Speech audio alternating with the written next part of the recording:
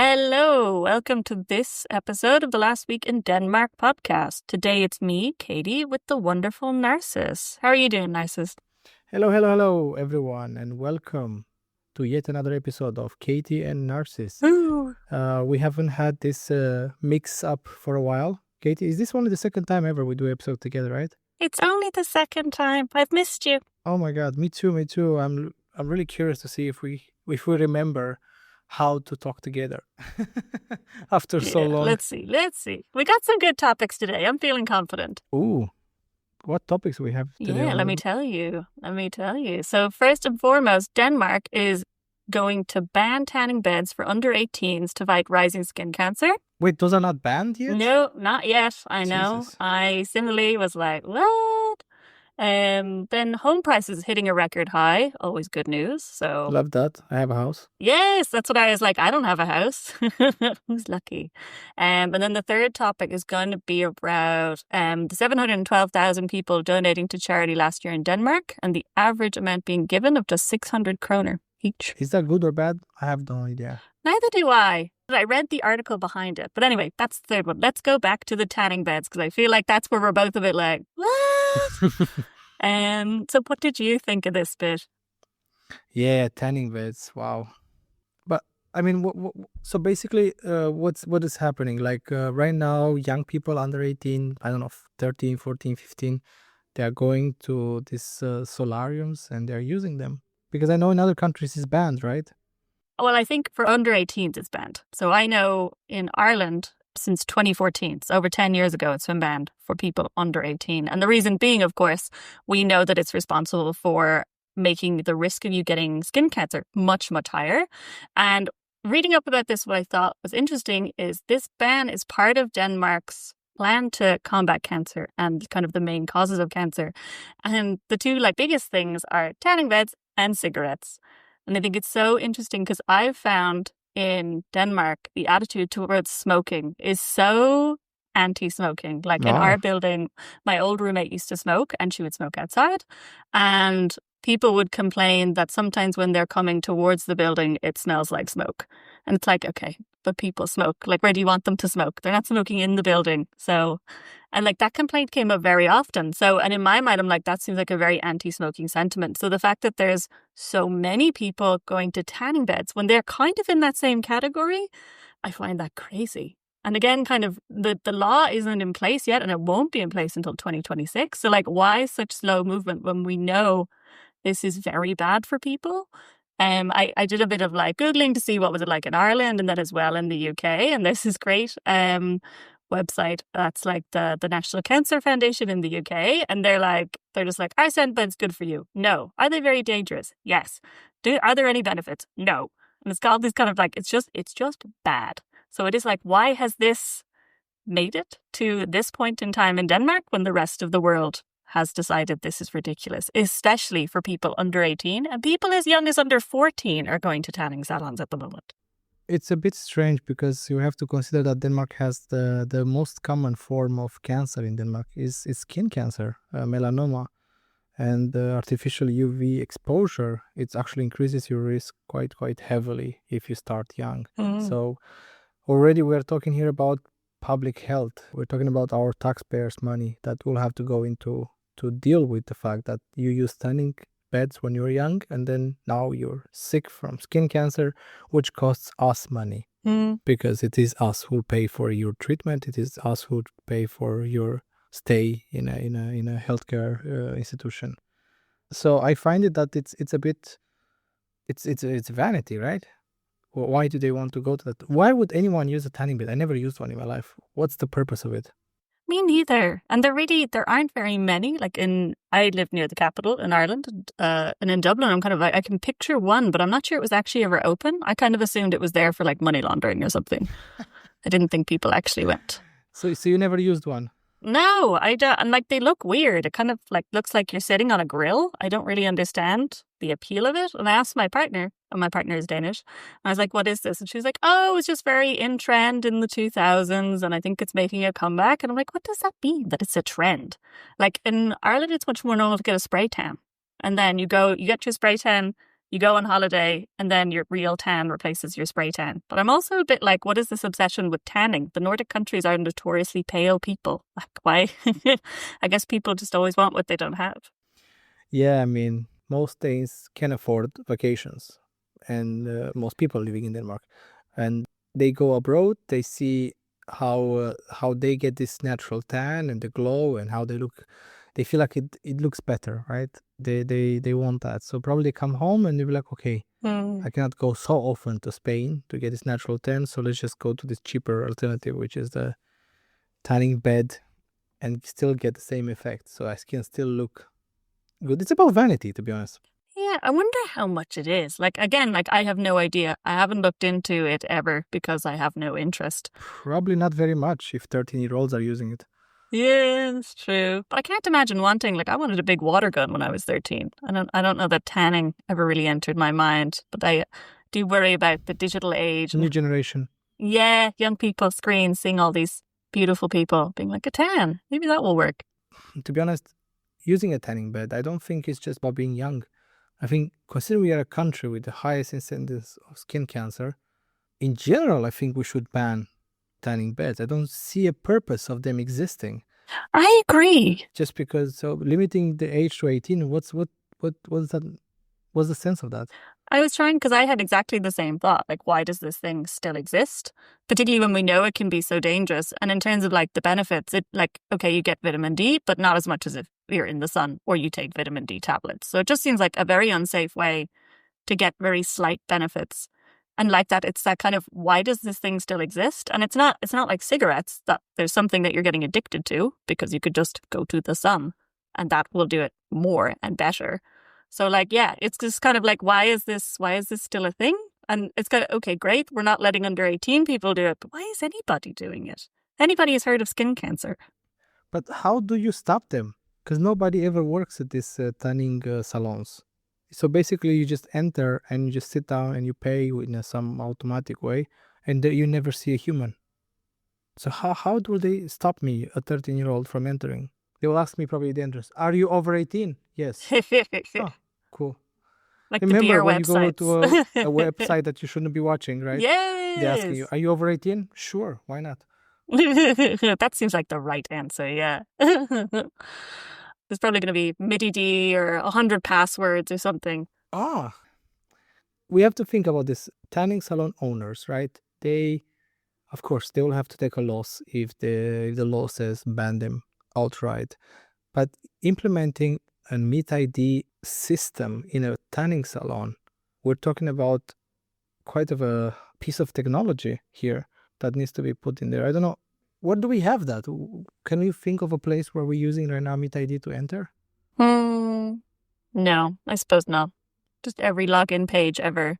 I mean, I know a place where you enter with your yellow card, I guess. I seen place where you just have to like scan and then it says they seize your yellow card. And I think if it sees your yellow card, should it see your birthday somehow? Yeah, because it's in your CPR number. Okay. So if it's in your CPR number, then I guess you can... you could limit it in that way, that you can put one of those CPR readers and then connect the lock to that somehow. Yeah, but maybe that's part of it. Maybe by like making tanning salons consider how you're going to age verify people who come in, then that's going to be expensive. It's more investment. They close. Problem solved. It's a bit like making cigarettes more expensive. It is like, well, if people can't afford them, then they can't smoke. Which, problematic thinking, but we'll move on from that. Because right now they're just thinking about making it banned. But I think once they actually make the law, they will have to also tell the tanning salons how. Or they will just say, you must introduce an age verification system. Good luck. Yeah. And then who's checking? And then the salon will be like, okay, an age verification system. What in the hell is that? Yeah. So, because think about it, you could have an age verification system in boutiques, in kiosks, right? Because now we have this undercover 15-year-olds who go and try to buy cigarettes and alcohol, mainly cigarettes, to see if the ban actually works and to catch the kiosk owners doing bad stuff. That was their way of controlling if age verification system works. I was going to say that as a joke, but okay, it's real. Good. I mean, I'm glad someone's checking, which is nice, but I was a bit like, yeah, lots of undercover 13-year-olds. Like, oh, okay, they do that. Yeah, Cool, because cool, cool. it's a trap. It's like a honey trap system. Like you send a 15-year-old, if you sell to him, you get a little beautiful fine afterwards. Pretty big fine actually, up to 50,000 kronas. I mean, that's good. We did have mystery shoppers when I was younger, and like that, they could ask for alcohol if they weren't asked for ID. They would be old enough, but if you didn't ask for ID, then you would get a fine of some sort. So it did make me be more strict about it. So I guess that makes sense. But the idea of it stresses me out a lot. Yeah, so let's see how it's gonna be implemented. I'm really curious to see. It's definitely good that they will start at least talking about it. I from what I heard, part of the law will be also be all sort of awareness campaigns in schools and on social media. So hopefully people will become more aware. I didn't even know that skin cancer was the most common form of cancer in Denmark. I would have never expected that in a country without sun. It feels very counterintuitive that a country without sun. But then I guess we don't know how to be in the sun. Like people in Australia have UV protective clothes, and I don't know what that is. So imagine that if you stay in Denmark and then you go abroad, you expose yourself to extreme sun, especially if you go to Spain in the summer, 50 degrees. Then I guess your body will not know how to do with it, and then you keep doing it, and then when you're older, I guess you pay the price. You pay the Pied Piper. Wrinkles and cancer, but wrinkles That's also. true. Anyway, let's go on to the next topic. You've no wrinkles, Narcis, don't worry. So the next topic we're talking about is joyful. Home prices hitting record high, making it harder for first-time buyers and sweeter for those already on the property ladder. Are you on the property ladder? Yes. Luckily, 4 years ago, I woke up and we bought a house, and it was the smartest thing we have done. And since then, I regretted wasting 10 years paying rent. That was the stupidest thing I did. Possible because 10 years of rent will have meant 10 years of down payment on the house. Money that will have stayed in, not go away. So to be honest, if you are renting, don't think, oh my God, it's going to be too expensive to get a house. That's not true. If you're in a situation to have a salary and you have managed to put a bit of money aside, and if you have a partner, it's even easier, of course. Consider switching from rent to monthly payments for the bank, because it's money that stay in your pocket, literally, in your wealth, in your family wealth. The earlier you switch from renting to property, the better. We had a topic like this before as well, where even the economists and so on, they tell to the population, because now it got a bit weird that most of the population does not own, it rents, that the rents will keep going higher and higher and higher. And actually, on the long term, you will be a lot poorer if you rent than if you own. Yeah. And I do feel like there's kind of, I think there's a myth around property that eventually this property bubble will burst and the prices will start to go down. And it's like, that's just never, ever going to happen. I think Ireland is quite famous for its cost of living crisis. There are houses in Dublin that you can't get a loan big enough to be able to pay for it because they're so expensive. And even I had a friend who bought a house just before COVID. It was a new house, and from the year they bought it to the next year, it increased in cost by 11,000 euro. So it's insanity. And there was this idea that, okay, well, the prices keep climbing, but that it needs to burst at some point because that's what happened before. And it just will keep getting more expensive. And it seems to be the same here, where it's kind of people are getting more money. People are doing well. The houses are getting more expensive. The apartments especially seem to be getting more expensive because that's the way people are living now. And as you're saying, it's the sooner you start to buy property, the prices are going to keep going up. So you'll be saving money whenever you start buying compared to the next year and the next year and the next year. The problem is that it is a supply. Denmark is growing as a country. The population is growing, which means that more and more people need a place to live. Students are fine, for example, in their student apartments, but the moment they, past 30, establish a family, they will want a house for themselves. Then the supply that we have is limited. We basically need to build way, way more every year to keep up with the increasing population. That will stabilize prices and not allow them to increase. But of course, as a house owner, I'm not unhappy that the house price is increasing. Not because I ever plan to sell the house. I think I will just keep it in the family. But it's just because by having it a higher value, I can actually take a bank loan against it and buy myself another house if I want to later on and so on. There's many things you can do with a property, right? Once you paid it off or you paid part of it or whatever, you have a high value, basically, wealth item in your property that will allow you to get pretty big loans, right? For whatever else. That's what the developers do. They buy old houses, they with the bank money, they refurbish them, sell or increase in value, and then use them as a guarantee, borrow more money from the bank, buy another one, use that one as a guarantee, and again and again and again until you have I don't know how many properties. Basically, work with the bank's money, not with yours. Oh God, I don't think I'm smart enough for that. Did you have any hesitations though? Because obviously buying a house, you need money first and foremost, but let's just get that out of the way. My big hesitation with kind of approaching, I did look at with a previous partner buying property in Ireland and kind of like, oh, the mortgage payments were going to wind up being the same as our rent. So like it made sense to have a look at it. But it is that kind of, you're kind of stuck then, or it feels very stuck if you buy the property because your money has to go towards that property. I think particularly kind of in, I want to say a younger stage in my career, I have been working for 10 years, but like that, I expect there's more places for me to go. It does feel kind of like, oh, but have I done kind of just stuck here and then I'm deciding to stay here? Or that would kind of be my thought of if I have a mortgage, there's something I need to put money against. I think what we're thinking, we see housing as permanent. We see housing as something that we must keep, but we forget we live in a seller's paradise, right? The limited supply and all, which means that your house is actually an investment. Literally, your money will grow faster than if you actually invest them or if you put them in whatever other schemes of money capital increase, and you don't have to pay tax on the value increase of the house, which you have to in all the other options. So to be honest, you should see it as a investment, not as a, oh my God, this is where I'm going to be for the rest of my life. Nobody knows where you're going to be in 5 years from now. Who cares? But 5 years of rent versus 5 years of, I don't know, how is it called? Mortgage. Well, those 5 years of mortgage, you can get them back when you leave. That's a beautiful amount to have. You've convinced me.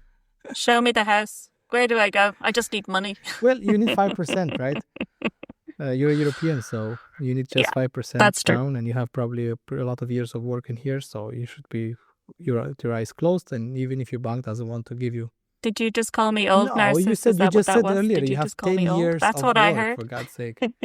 So that's a lot. You know, you're one of the safe bets for the bank.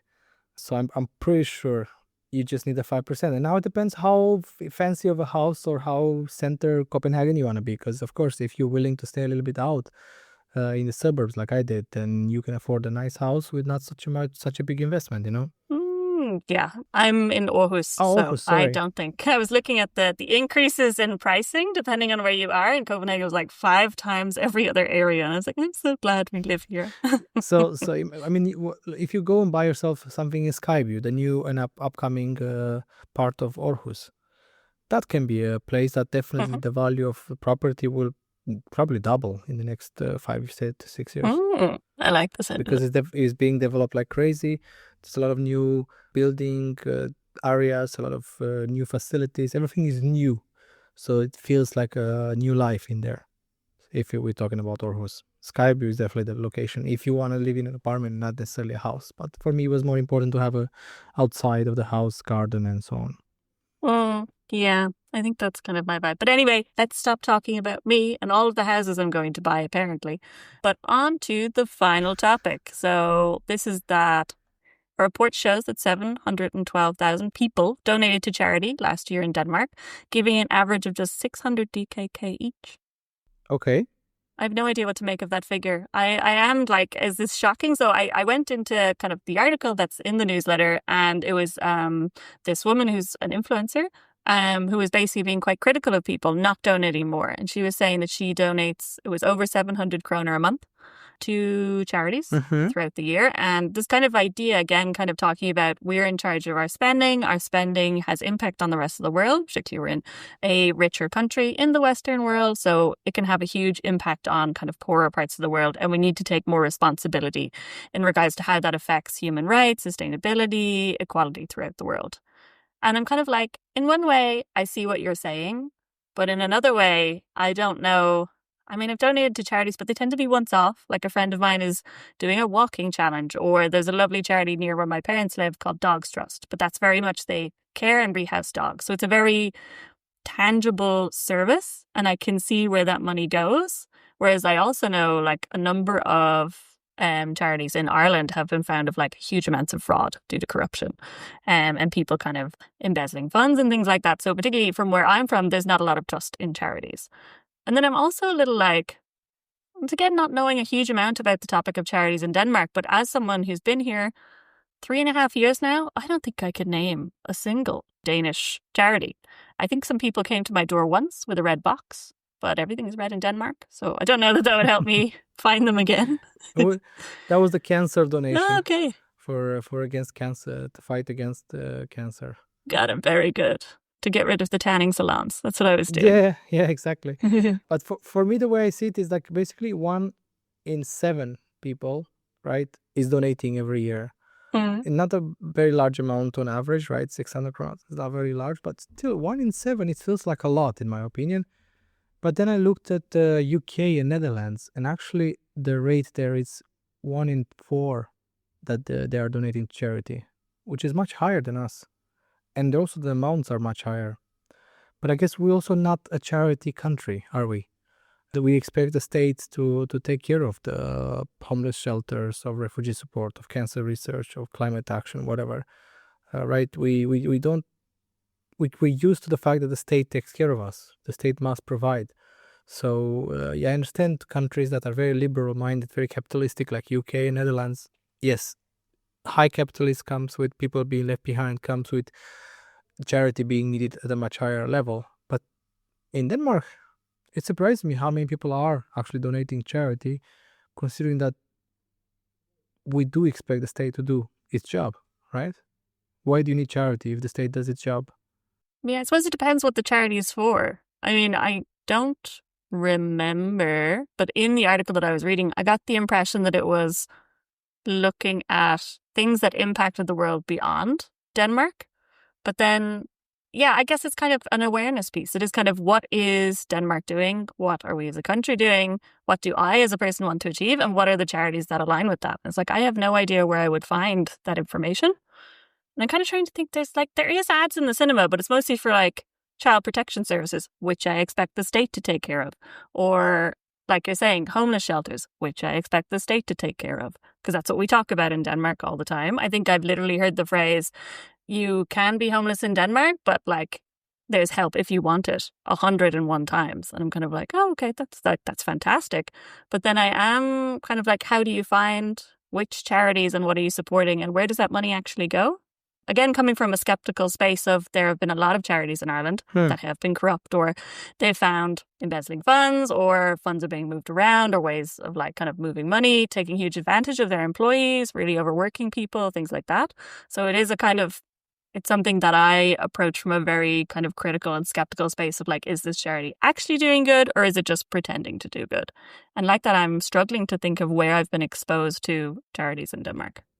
I don't have that feeling that I expect charities in Denmark to be corrupt in any way. I just, to be honest, I living in Denmark for many years, for almost 15 years, I almost felt no need to give to charity. To be honest, the only reason I give to this red box is because they come to my door. There's a old little grandma, and they look at you, and it's like, it makes you feel poor if you don't give anything, and and you have a bit of pride. I mean, like, fucking hell, of course I have some money laying around. Here you go. Yeah. Or they go, do you want to help sick children? And you want to be like, no, not really, but I guess I could. Okay. What can I do about it? You told me, like, and then because you feel like you don't have pride, right? If you say, no, I don't want to help. Where's your pride, right? Because then you feel like, am I that poor though? To say that. And let's be honest, we are not that poor in Denmark. Yeah. Even if you work I imagine the worst paid job in Denmark, and it's still a better paid job in most countries in Europe. We do have capital, as not just the country keeps finding money, it seems, in its pockets. It's also us who have quite decent savings. I mean, you don't have to have, I don't know what fancy job and whatnot to put money aside. I mean, for God's sake, I'm talking to friends I have in Germany, France, in Spain. The concept of the fact that we actually in Denmark are able to put money aside for them is foreign. It's strange that you actually have the capacity to put money aside. I mean, of course, if you're really bad at your finances, you're going to be saying, but I cannot put any money aside. Yes, you can. You just don't want to. It's two different stories there, you know. You can cut down to the bare minimum if you want to. Yeah. You shouldn't pay everything everywhere. Like every time an insurance says, get this insurance, get this insurance, no, don't get any insurance at all. Just get the basic one that's legally obliged to have it, like the fire one for the house, and that's it. You know, don't accept every insurance seller out there who tries to push into you thousands of kronas, or every subscription problem going out every third day or something, you know. It adds up. Ice cream. Ice cream is my weakness. There's a lot of ice cream. Good ice cream in this city. And what I can say about charity is that you at least can get your money back because it's tax deductible. We should remember that. So basically, all the money you give to the charity, you can get them back. So if you're employed and you actually have tax deductions, of course, then to be honest, it doesn't really matter for you. You can just decide how much money you feel like giving every month. You set up like an automatic payment and that's it. It's done. You'll get those money back when the money are recalculated in March next year. See, that's great. But I feel like I only found that out from the Last Week in Denmark newsletter. I feel like that information isn't so obvious, so you need to kind of go looking for it.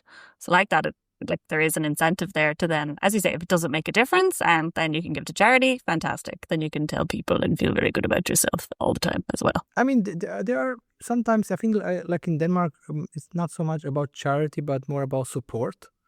You can actually donate to all sorts of organizations that are lobbying and advocating for something you believe in. And I think that's probably more fit for a country like ours. Yeah. So let's say you care about, I don't know, women's rights in South Asia, and there's a Danish organization who does that. You just donate to them. Yeah, that's true.